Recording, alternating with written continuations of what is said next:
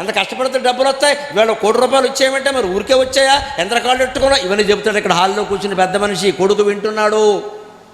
వాడికి 4 ఏళ్ళు 5 ఏళ్ళు. మా నాన్న గట్టిగా సంపాదించాడు అనమాట, ఊరికి వచ్చి అలా వచ్చి పడ్డాయి. అంచేత మనం ఇవన్నీ సర్వమంగళ నామా సీత అని వాడు నిర్ణయించుకున్నాడు. మా నాన్న కష్టపడి సంపాదించలేదు, అక్రమంగా సంపాదించాడు చెబుతున్నాడు కదా, మా అమ్మకే ఎక్కిపోయింది వాడికి. అంచేతన వాడికి డబ్బులో పుట్టి డబ్బులో పెరగడం వల్ల, భోగాలు భాగ్యాల్లో పెరగడం వల్ల డబ్బు పట్ల లెక్క ఉండదు.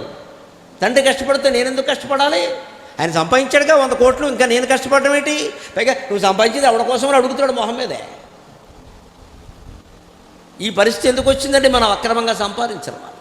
దీపం చీకటిని మింగింది కాబట్టి చీకటి రంగులో ఉండే పొగనే పుట్టిస్తుంది. మనం కూడా అక్రమంగా సంపాదిస్తే అక్రమ సంతానమే కలుగుతారు, అక్రమ బుద్ధులు కలిగిన సంతానం కలుగుతారు. అక్రమ సంపాదన అంత ఘోరం.